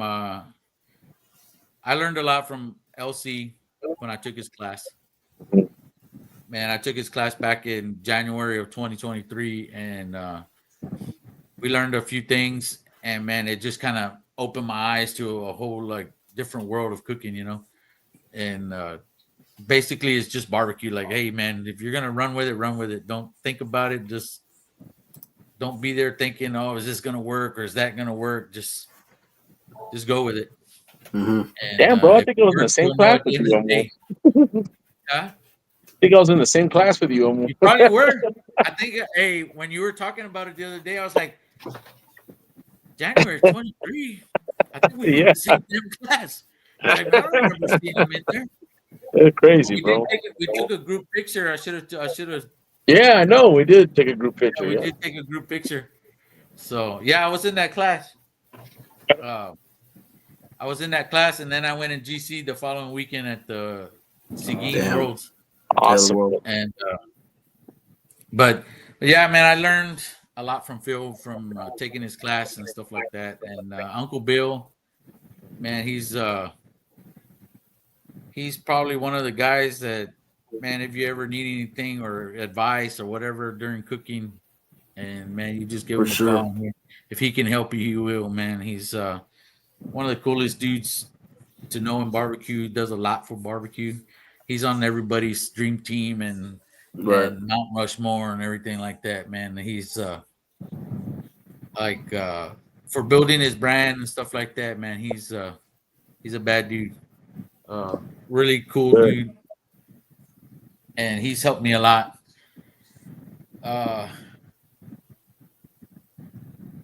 Another one that's inspired me was Fred Robles. You know, he's another one that's on everybody's list. You know, he's inspired a lot of people to do this, and everybody kind of wanted to be in, you know, where where he's at and kind of do the things that he's done, stuff like that, you know. So, and I'm gonna have. I learned a lot from Adam Martinez también. We talk every day, and we're going back and forth. And he's, you know, these are all old school guys that they've been around. They know, man. They got the experience. They've seen a lot of stuff. You know, they're. You know, they just know what the hell they're doing, and they've got a lot of experience to give. You know, those are the guys that keep barbecue alive. You know, so absolutely, and keep us coming in. You know, with info. Your box runner? My box runner is right there. He just came on. Oh, I was trying to trailer down good. Okay. Along with his canopy. Oh, he lost his canopy in Ingleside. I was inside my trailer, and all I heard was boom. I was like, what the hell was that? And I look outside the window, and I see him and his wife. They're all holding down the canopy. I was like, oh, go over there. So, man, we ended up having to flip it over and tear it down because it got caught by the wind. It was some pretty strong winds that day. Man, my box runner is going to be tough, bro, because it's just so many people. Right. Back in the day, another one that helped me out and kind of pointed me in the right direction was Matias. Yeah. he would always give us a little bit of advice here or there every time we talked to him and stuff like that, man. And now he's become a really good friend. And man, that's another legend around Texas, man. And he's they know all kinds of tricks of the trade, stuff that we probably hadn't even seen yet before, Right. Been cooking forever, man. Yeah, and he's I just cooked with he was in Ingleside too, man. And man, he had 3 walks, man. He came in 4th or 3rd or something like that. So he don't sleep on him. And he can still after like all the new guys, they don't really know the older guys, right? That are the new teams that are coming in. Right. They don't really know them, and they're looking at him like, "Who's this guy?" Who's right? this? Yeah. Like, bro, you don't know. He should be asking you like, "Who are you?" You're right. For real, man. For real. But yeah, so he's he helped us out a lot. He would give me pointers here and there and stuff like that. So that's your box runner, Matthias. It's my box runner, man. And then I got my homeboys, mainly like Alonzo and Bobby and Manuel, and those are I got CB in there too, so he got on the dream team. That's a solid dream team. You didn't let me have half of my dream team, so I knew that's what you would have picked. Got stripped out the gate, bro. Yeah, man. Yeah. Boys right there, shit. Good job, man. Man, I learned a lot, especially Manuel. I learned a lot from that dude too. On the KCBS and all that stuff. It's a bad dude. Yeah, for sure, man. Put y'all three together. Y'all are gonna fucking walk the stage at the Royal, first place port. Yeah. So it's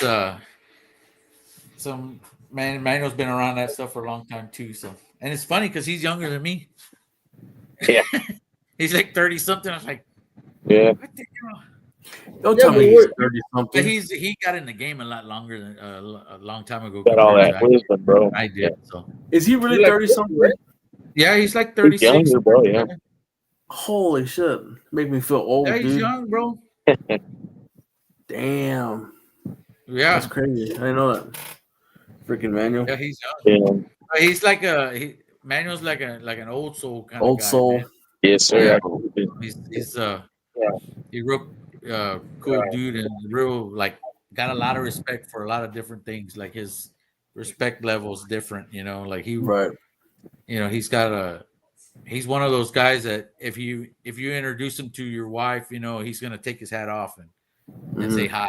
He's one of those kind of guys that a lot of respect for that kind of stuff, like a real old school kind of morals, yeah.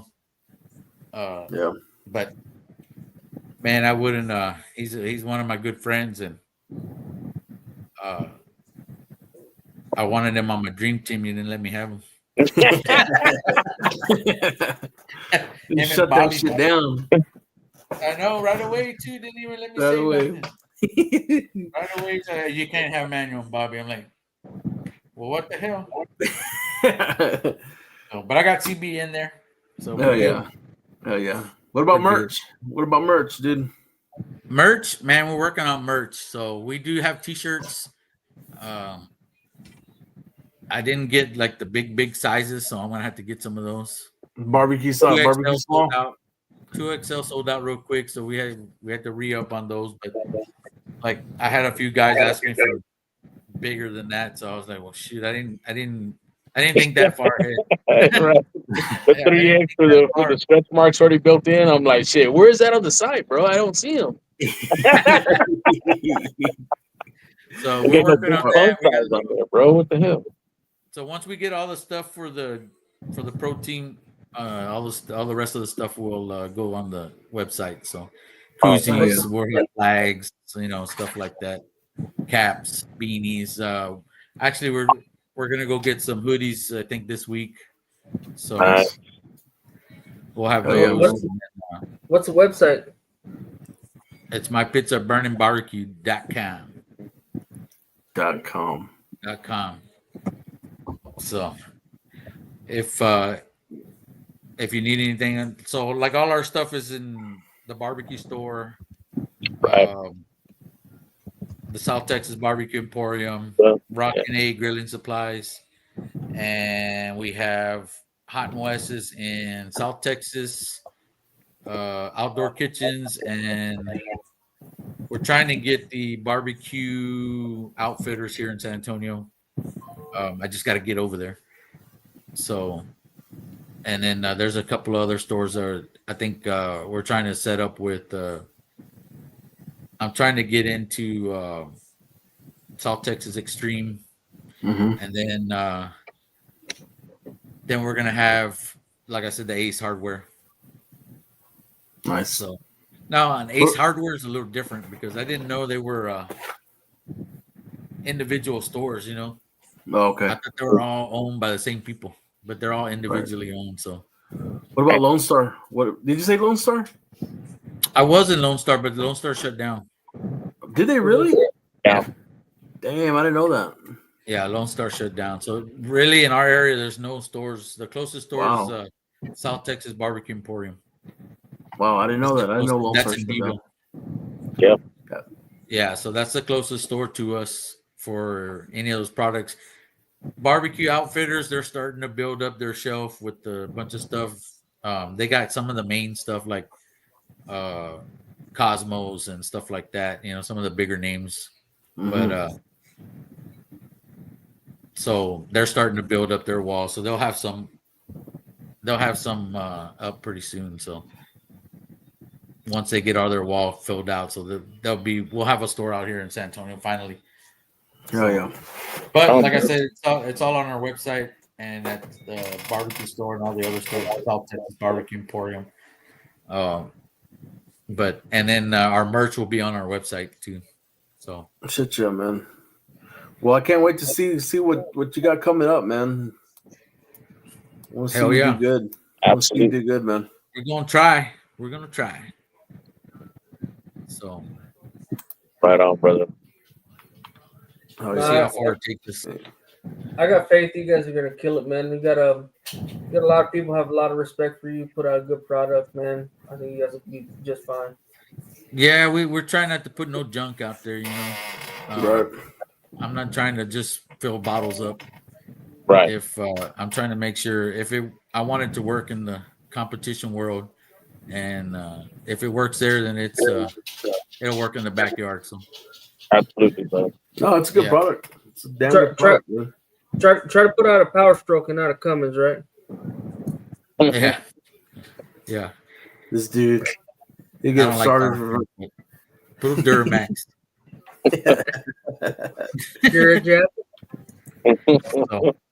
But man, my seasonings work the best when you cook on 4D drums. Just to let you know. There you go.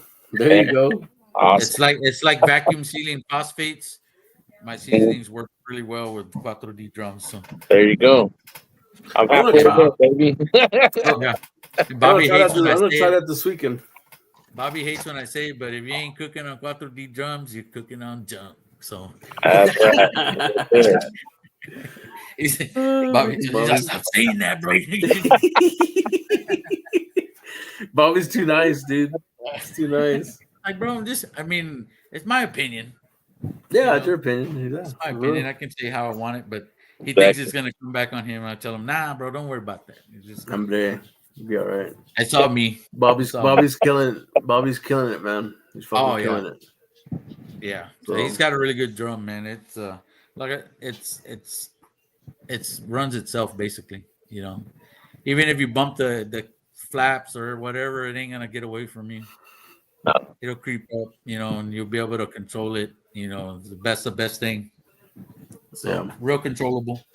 Cool paint jobs, man. Did you see Caesar's? Yeah, Caesar's paint job. Man, that thing was bad. Hell yeah. So it's he's got a lot of cool shit in the works. So keep a lookout. Keep a lookout for that stuff, man. He's got a lot of cool stuff in the works, man. There's the youngest pitmaster there, dude. Yeah. What happened to Two Sauce Birdies? He'll be back next week. Next week, they got his ass working on the fields like a Mexican. Oh, right, bro. He's working that plow, bro. Working that plow. He's pulling it or what? Boy, Sam, he's after it, bro. He's itching. He's itching to come back, dude. He's itching to come back. He'll be back it's next been a few week. shows that he hasn't been on. Shit, it's almost a whole fucking season. Well, legend of the beard, bro. We're missing it, man. Shit, not here. He's gonna come back weighing 175 pounds, no beard, cut hair. He's like, "Who's this dude?" Yeah, what happened to this guy?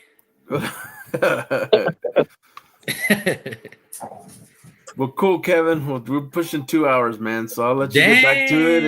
And it was bedtime, huh? Shit, this one right here, not me. Awesome. Shit, I was in because I asked you about 7 that. years. Because I asked you about that barbecue trailer, and you just took off for about 45 minutes. Yeah, I know, no shit, man. You asked. No, I'm just playing. Nah, brother, we really appreciate you stepping up last minute, man, and coming up. Yeah, man. No worries, man. It was a good show, and like I told all the guys, man, y'all always have open invitations to come on and drop a product. And don't tell me that because I'll just pop in when y'all are in the middle of that. Good. We'll bring you in. I don't care. You're gonna be in the middle of a conversation. I'm just gonna pop in. Hey. You the man. Start doing that. Just send me the link, and I'm just gonna pop in random. Just say, hey, what's up, and then pop out. There you go. Or he's gonna pop in and say "Mama Lo" and then close out. Metal. And I could pop in and do the weather report real quick, and then there you go. Hell yeah. Hell yeah, dude. So, well, cool, Kev. Well, I appreciate you coming on, man. And, good talking to you guys. It was good talking to you again. And hopefully we'll see you here pretty soon. Yes, sir. Yeah. Appreciate it. Cool, man. What's up, bro? I'll talk to you in a little bit. Later. Man, solid. Hell dude. yeah. Hell yeah, dude. That was badass. What do we got next week? Let me look. Let